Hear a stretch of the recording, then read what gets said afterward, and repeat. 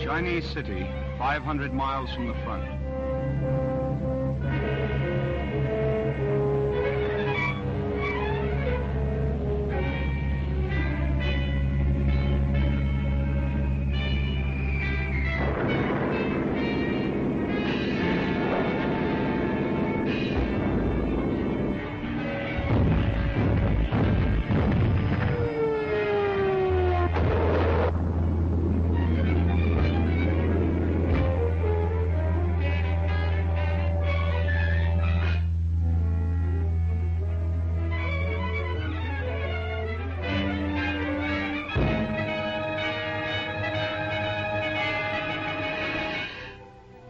City of Shanghai, 20,000 killed.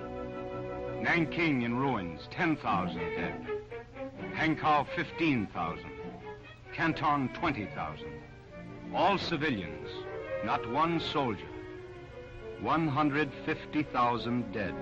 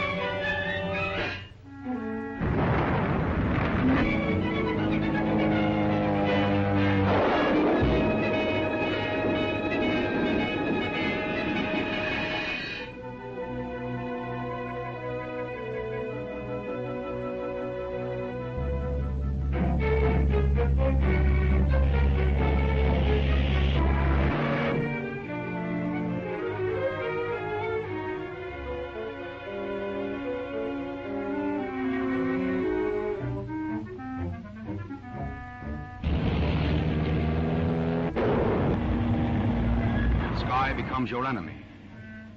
The walls of your own home become a death trap.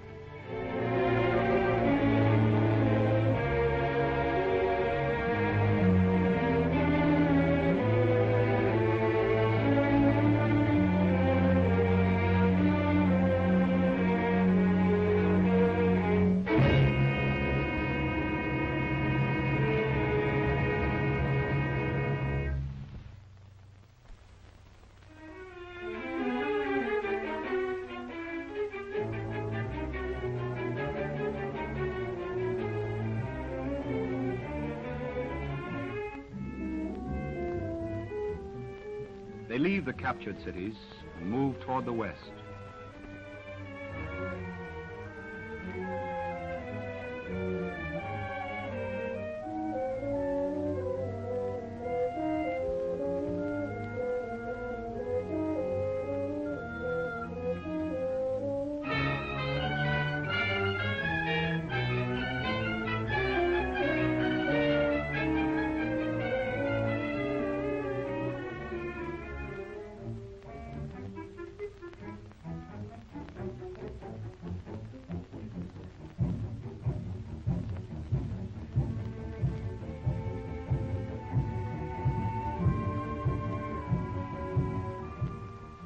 going toward the interior, men, women, and animals.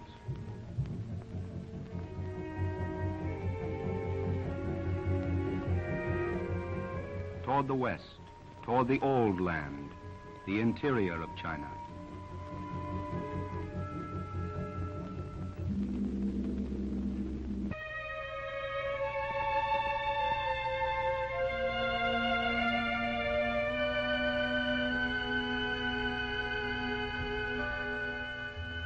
Here are the graves of the old kings, lying silent under the fields of wheat. On this earth lived generations of men. They invented the iron plow and paper made of the fibers of rice. They wrote poems and erected beautiful cities, and China was the flower of the world.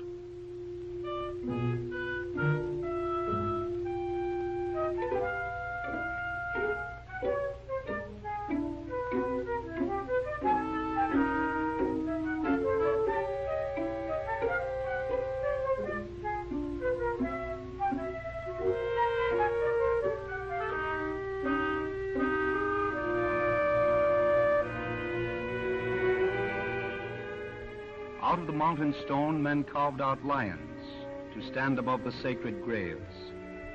The great lions of China, looking in the four directions of the wind.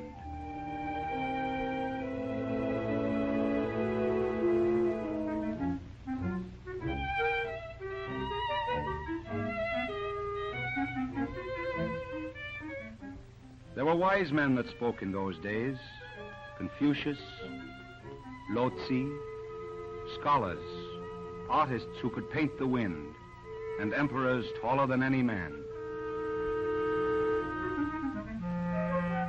and stone eyes that see forever.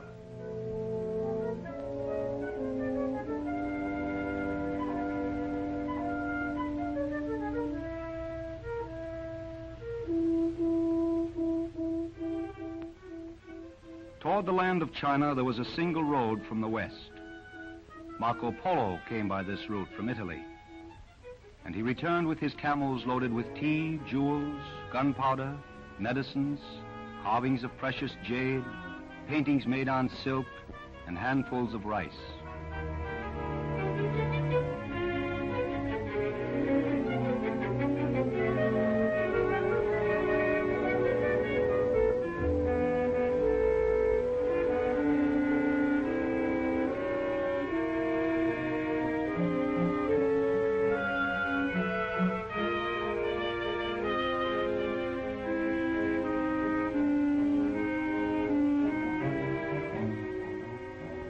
He described the fertile rivers and the towers that he saw in every village, called pagodas, that were built to ward off famine and pestilence and war.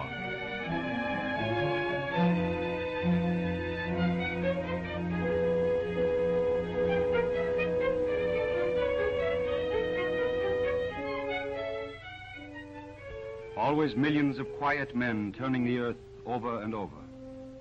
Wheat in the northwest,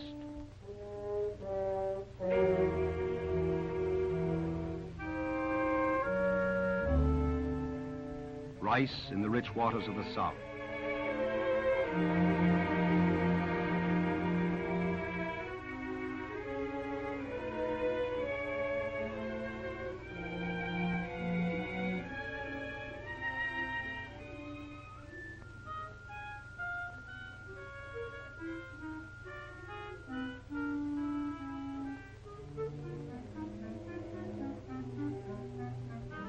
The two rivers, the Yellow and the Yangtze, long generations of hard work. The earth, the wind, and the water. The enormous, the living China.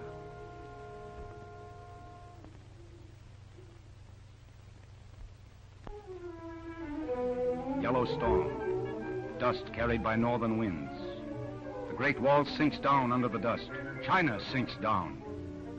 She is robbed by Japan and by the Western powers without resistance.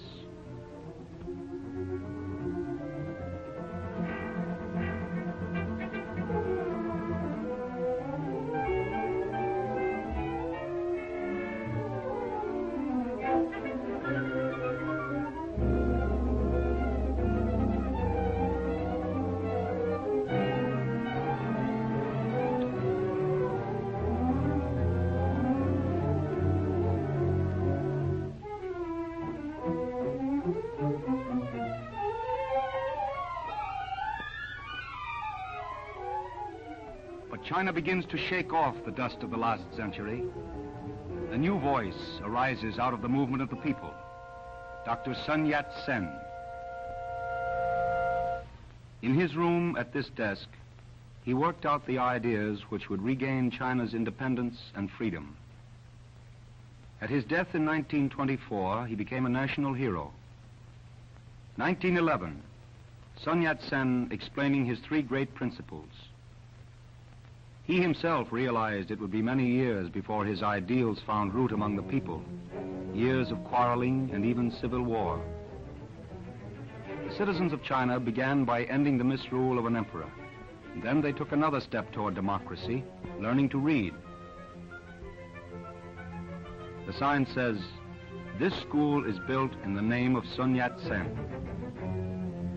In these schools, a new generation was being trained. Young China learned to cope with science, medicine, economics.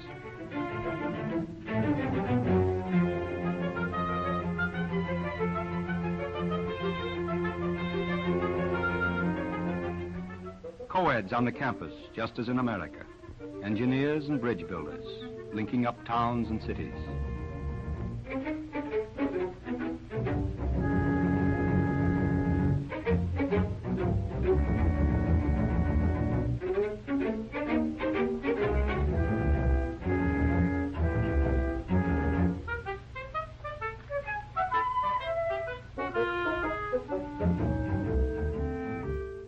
The Western mountains were another hindrance to the development of China. They broke through this barrier to permit commerce with the nations further west, with Russia, Turkestan, Mongolia. The road was built into the northwest. 2,000 miles long. Fortunately, they constructed it well. Today, it is their lifeline, along which supply trucks can speed into the heart of China.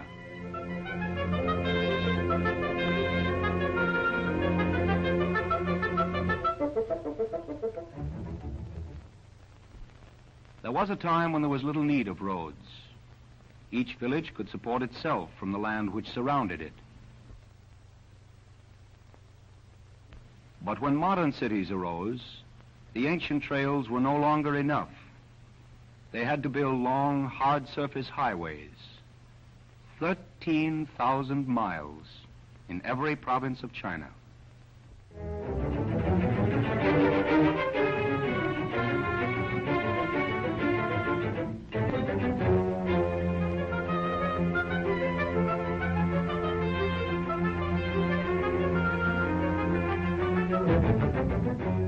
Irrigation is an old Chinese art, for the dry soil of China had always to be softened with water.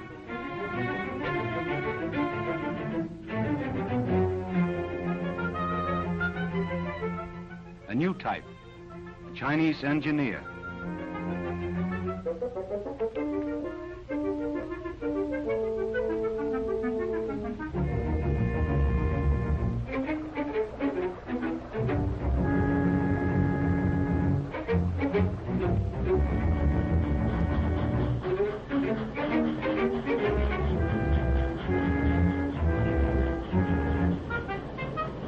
A new sound is heard in far provinces. Locomotives rushing through the night. 9,000 miles of steel rails.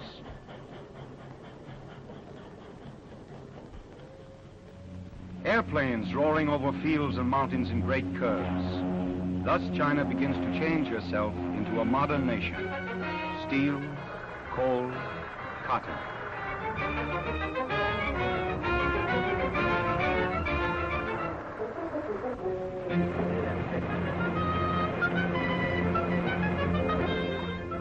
And this growth of independent Chinese industry provoked alarm across the Yellow Sea.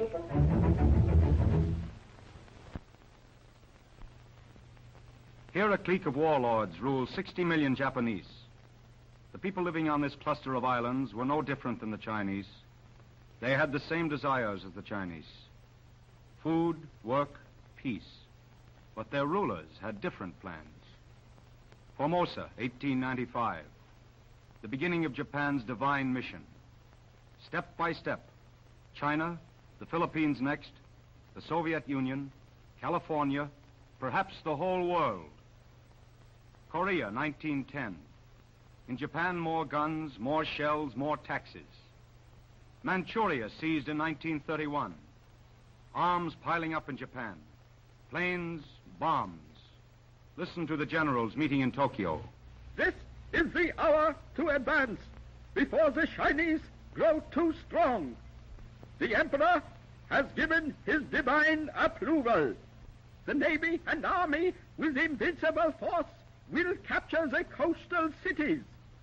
The radio will explain everything to the foreigners. If the Chinese cowards resist, we blow up their cities. Long live the Imperial Army! Long live ZJ, Radio Tokyo calling. Radio Tokyo calling. Good evening, friends in America. Once again, we bring you our daily news broadcast. We have received many polite letters from America asking why our divine emperor sends our soldiers and sailors to visit in China. The reply is simple. Our cruisers are steaming up the Yangtze River on a mission of peace. The Chinese women welcomed our Japanese army with flowers, many beautiful flowers.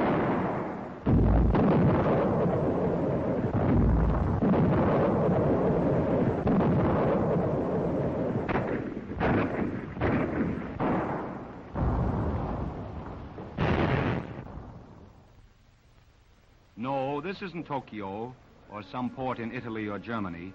It's San Francisco.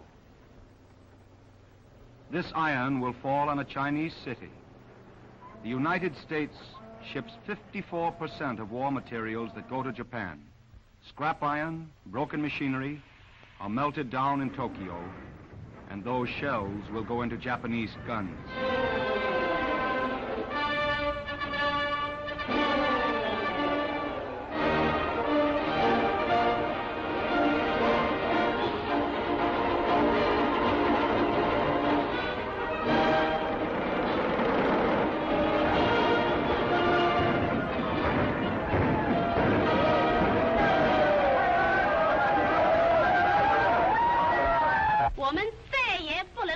Enough! We Chinese never wanted war. We still want peace. We must learn to resist. The Japanese generals have taken enough. Their warships are on our rivers. They rob our factories, our crops. They kill everyone. Will there never be an end? Yes, it is true. We must endure the years of a hard war. That's why we must forget our old differences. Why should we fight one another? We must defend ourselves against aggression. We must unite. Then we can win. The flag of the Chinese Republic.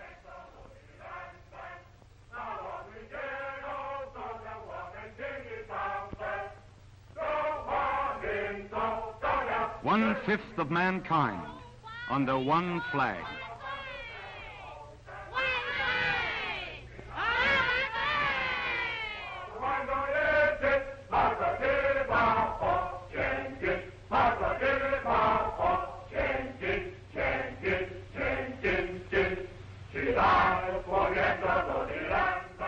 Actors leave their theaters and play on the street corners.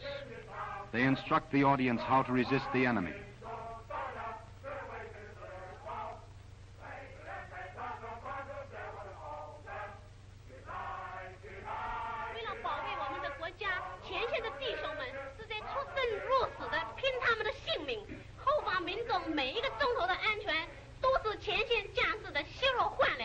The campaign to raise money touches every man, woman, and child in the country. The money will buy food, guns, hospitals. It's a fine thing to have your name written down in this book of contributions.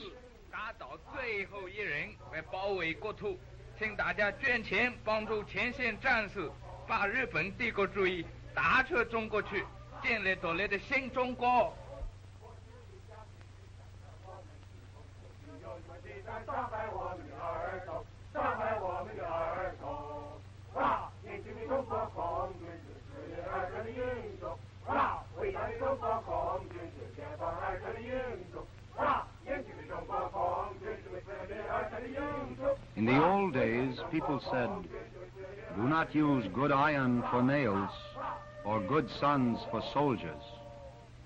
In these times, the best sons become soldiers.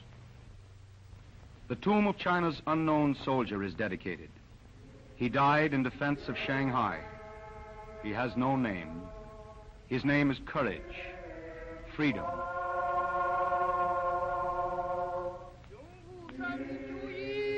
Here is Ko Mai-yo, famous poet and historian.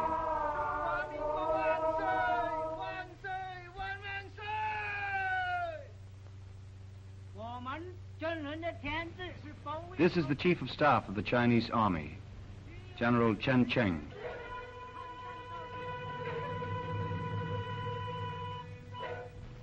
They salute the Washington of their republic, Sun Yat-sen.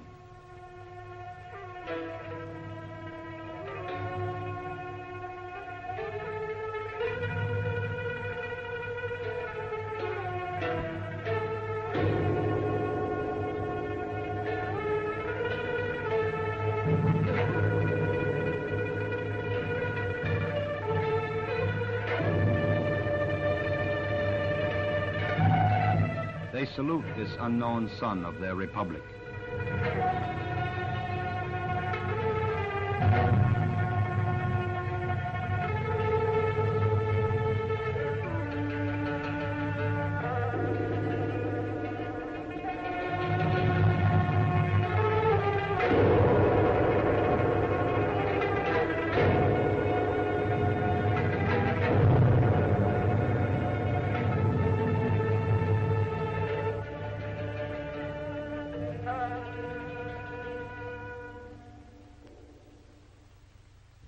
Madam Chiang Kai-shek, the most famous woman in her country.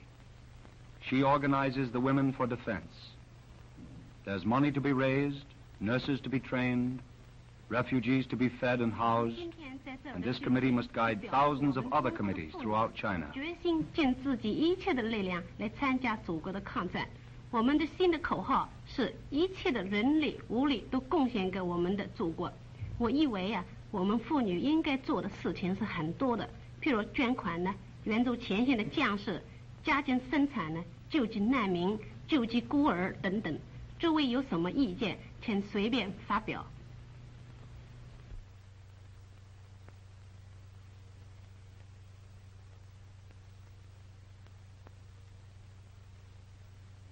This bank draft has come 6,000 miles.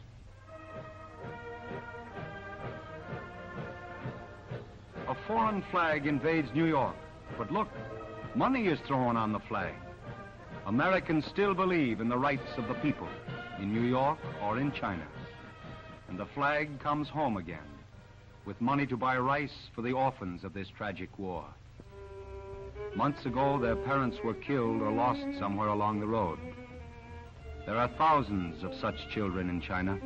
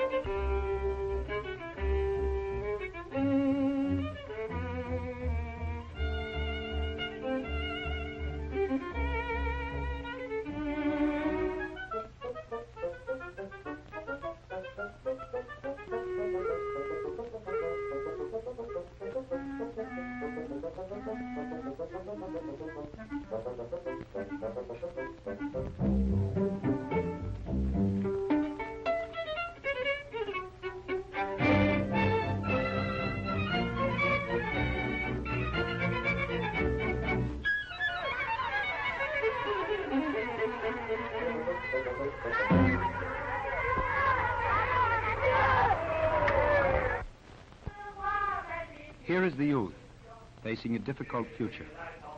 Marching under the banners of Sun Yat-sen, and Chiang Kai-shek. The spirit of the nation is typified by this brave woman, the widow of Dr. Sun Yat-sen.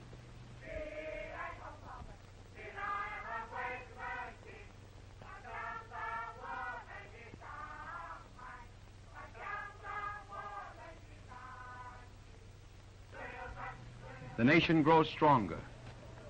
The people see clearly that to defeat Japan, they must not only have the spirit and the will to resist, but also guns and soldiers.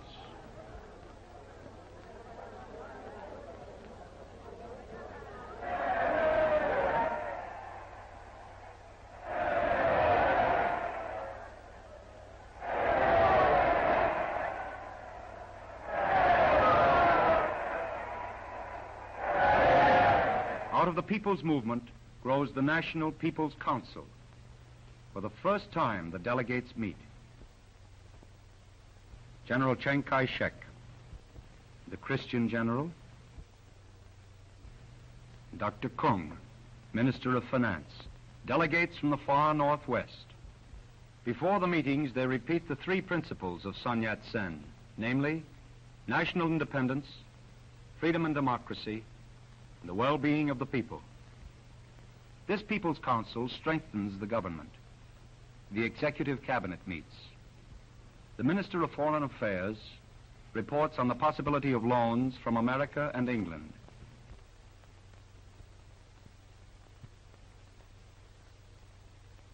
The Minister of War reports. The invasion blockades the seacoast. China must have more extensive roads.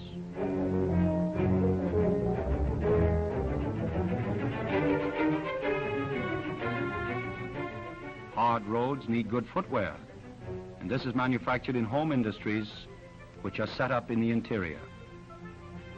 In this way, the people of the most distant villages are involved in the defense of China.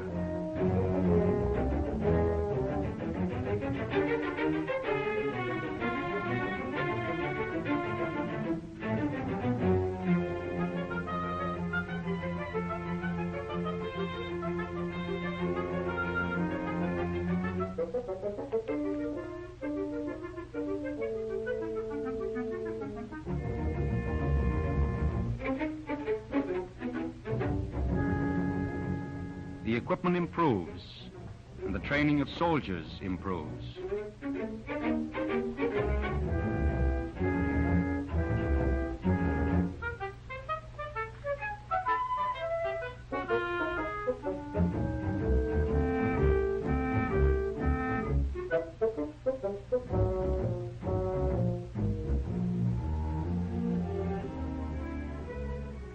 These recruits never saw a map before. Up to now, they knew only their own village. There were fields around it, and that was all.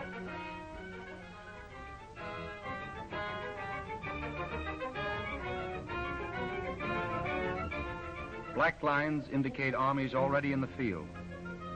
Follow a line to the northwest, and you come to the 8th Route Army. Here, the leaders of the Special Administrative District hold a military conference. The 8th Route Army, formerly the Chinese Red Army, has been incorporated into the national forces which are fighting the Japanese. It is especially in this northwest region that they employ the new guerrilla tactics, quick attacks, quick retreats, cutting the enemy's railroads and communication lines, cutting off their supplies, attacking suddenly from the rear.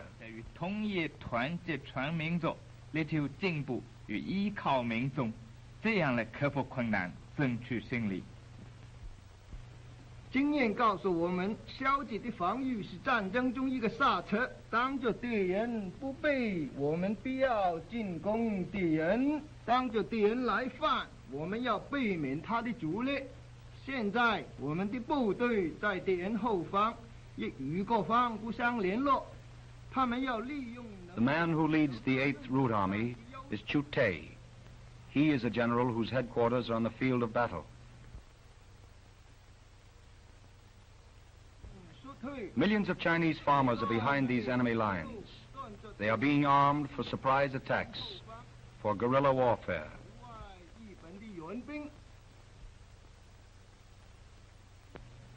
This military post can call on thousands of volunteers from the fields.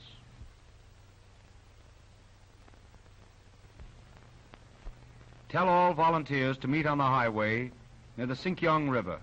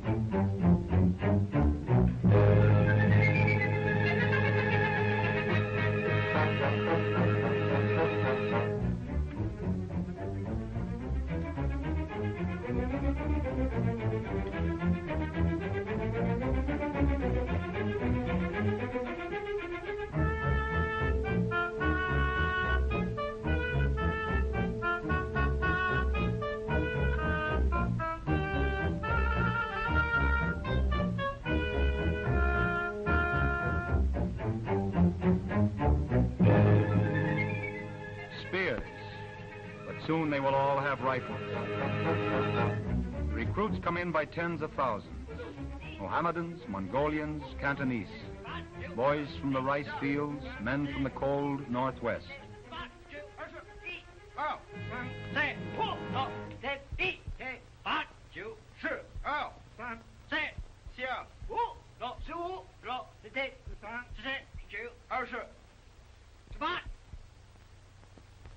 Recruits must be taught to be good soldiers. Every life counts now.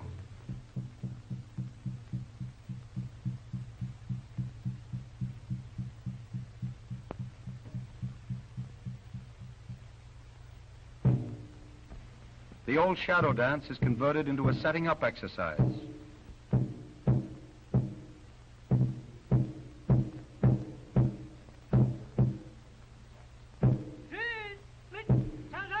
Now the soldiers have modern rifles.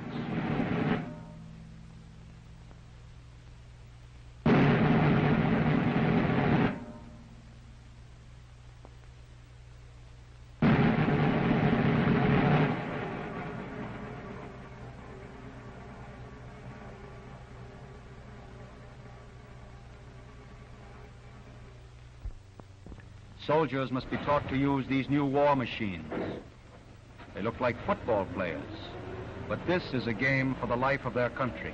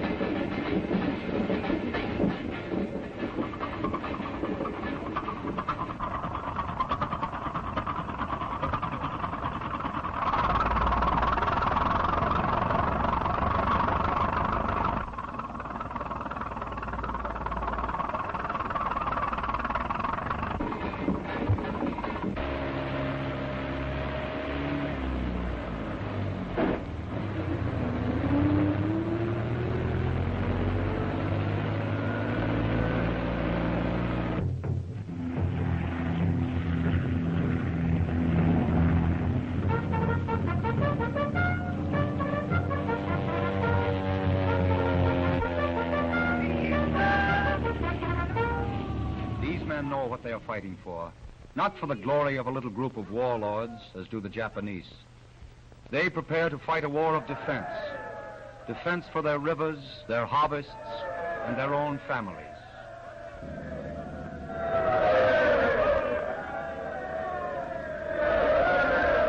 China gets back her sky.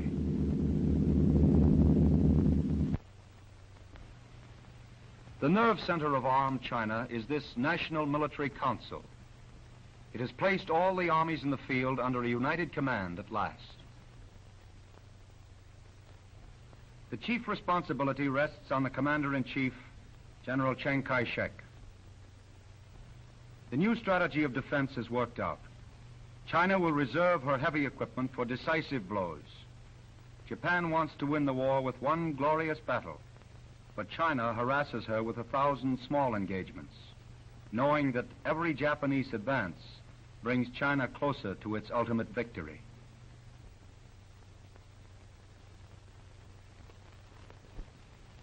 The invaders had already seized the cities of the coast. While China's defense was being organized, the Japanese advanced deep into Shanxi, Henan, Guangdong, and along the Yangtze River to Hankow. The Chinese strategy is to avoid major battles, but to block the ends of the enemy advance. Behind the Japanese, small groups of armed peasants cut the lines and then go back into hiding. The Japanese lines of communication are cut again. Japanese munition trains are lost. Bridges disappear. Outposts of Japanese troops are cut off. That is guerrilla warfare. The Japanese control the railroads and the cities, but little else. The banks of the Yellow River are too vast to be wholly occupied by the enemy. This place is one of the vulnerable points of the Japanese lines. A fisherman prepares his goatskin raft. Then regular soldiers, operating by guerrilla methods, emerge from a neighboring village.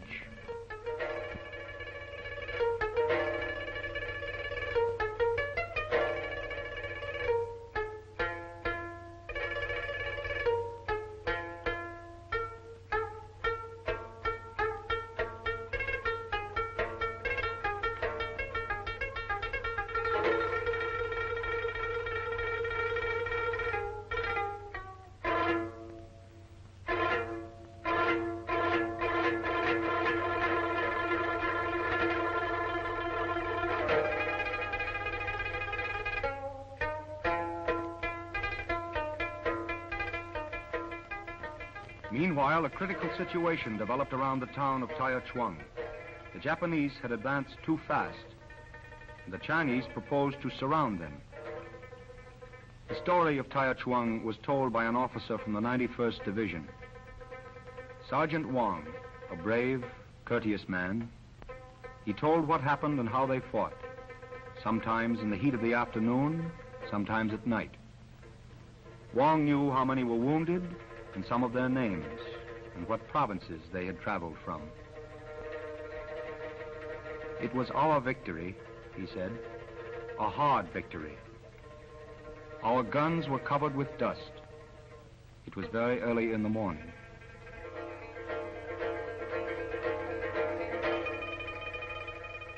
We felt strong. We were going to attack.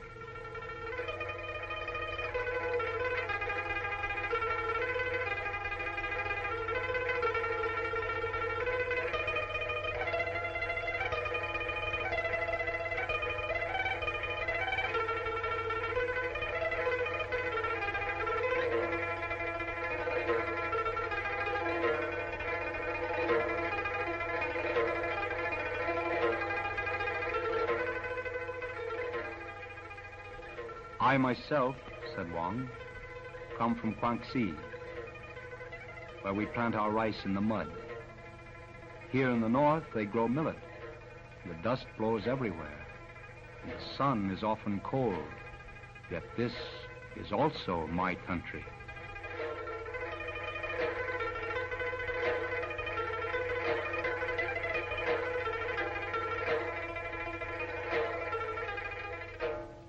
We kept marching toward the north, and people told us, be careful, the enemy is not far away, because here the villages were bombed and there was no more grain.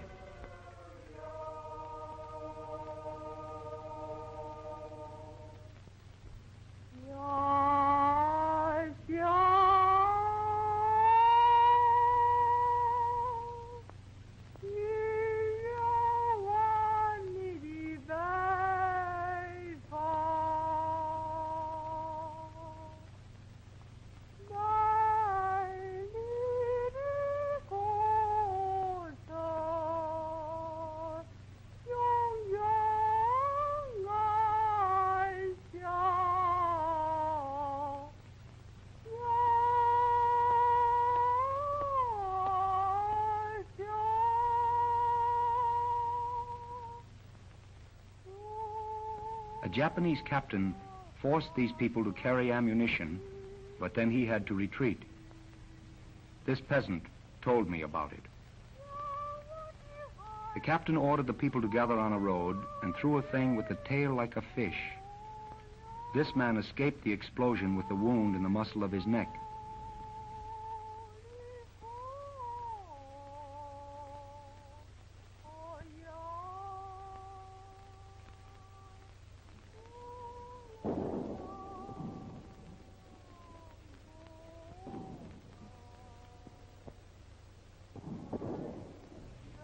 After 3 hours, we came to the village of Chisin. We heard that the Japanese were retreating. That was true, for I saw the dead in the village. There was nothing left alive. Where they cannot conquer, they kill. That is their custom.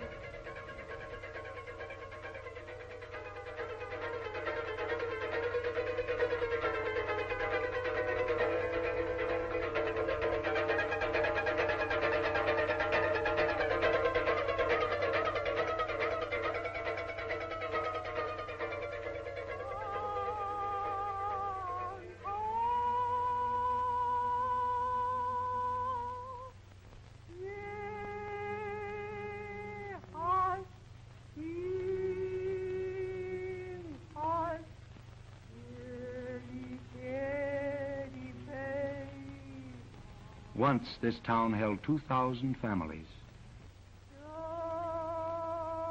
But the Japanese battalions were gone, and the bravest people were coming back. Li Po was the first man. He brought his family with him.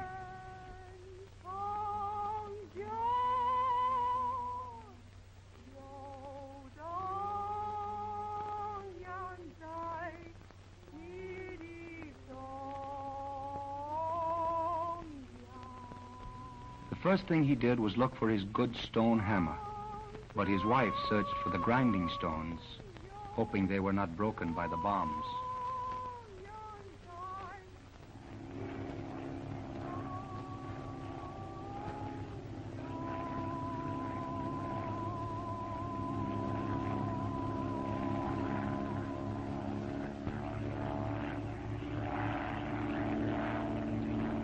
While we were marching near the canal, the Japanese tried to find our route.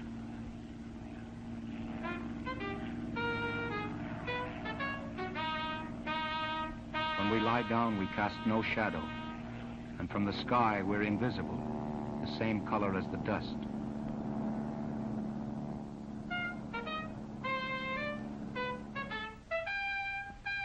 We had men with us from the Big Sword Battalion and also many machine guns. We were a good division, all young men, and we had officers who had fought the Japanese before. Field headquarters were set up near a barn.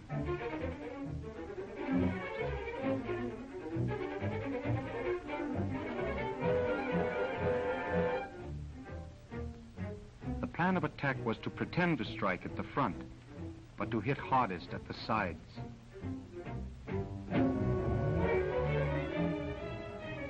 General Sun directed us. He was a tireless man, placed in command here because he loved to attack. He was an old-time general, a fighter all his life.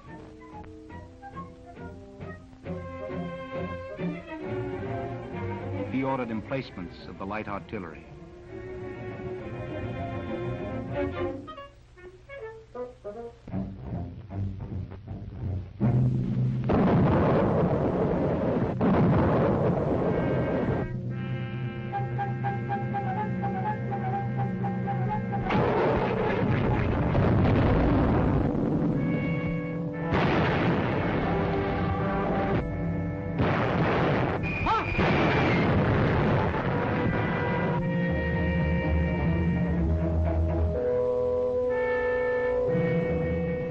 Rangefinder was wrapped in cloth so it would not shine back toward the enemy.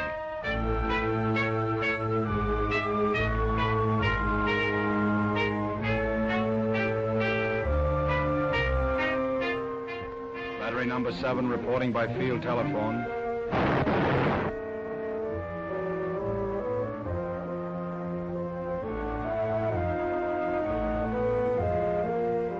Correction for battery number 7. Increase range to 2,000 yards.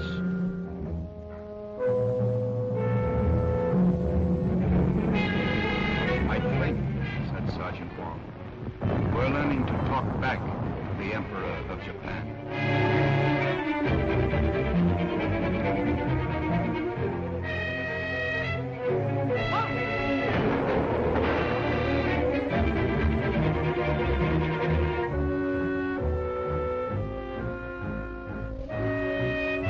From the north, the wounded were returning. It was 40 miles to the base hospital.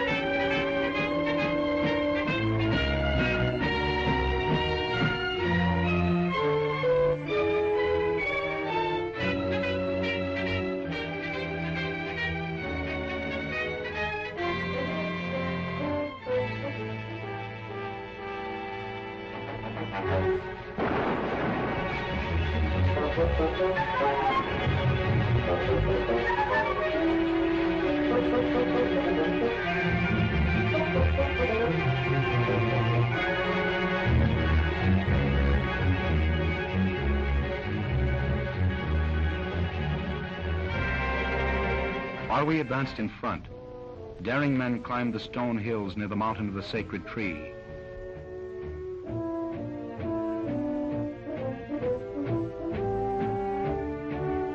They went around the back of the mountain. They planned to surprise the Japanese from behind.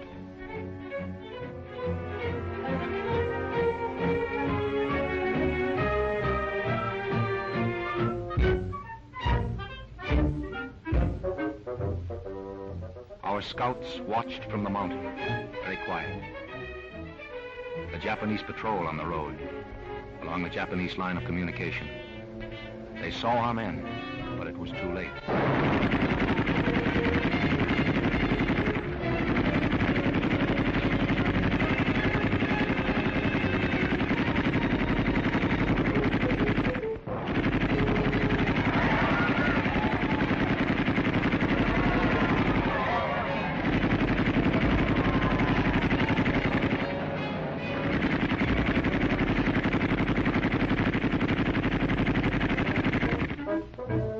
While this was happening, we advanced along the Grand Canal into the edge of the town. It was quiet now.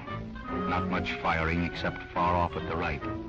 A machine gun nest on our flank. It was left there to protect the enemy retreat.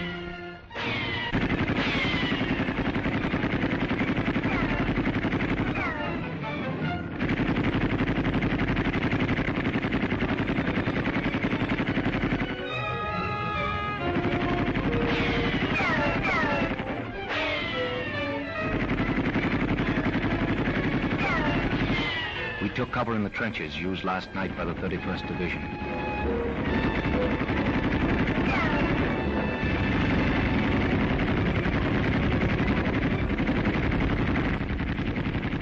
A squad of our men blew up the enemy nest.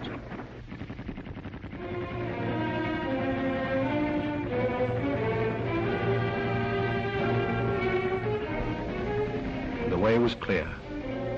The division in front of us had occupied Taya Shuang during the night. I saw the flag on the walls. We had taken back Taya Shuang. We captured 9 Japanese tanks.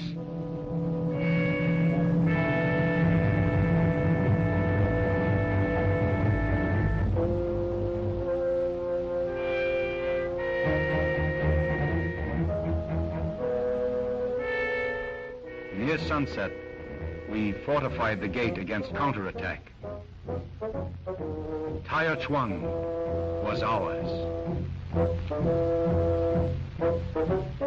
That was our victory, said Sergeant Wong. We buried the dead and rested in that city.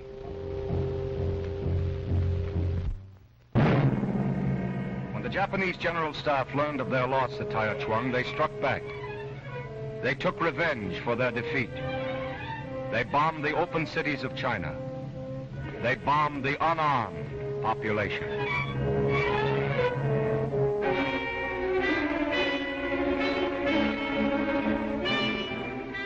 These are not easy things to look at, but as Americans, we had to see them. We saw the building, the destruction, the suffering, and the hope of victory. Taichuang is taken.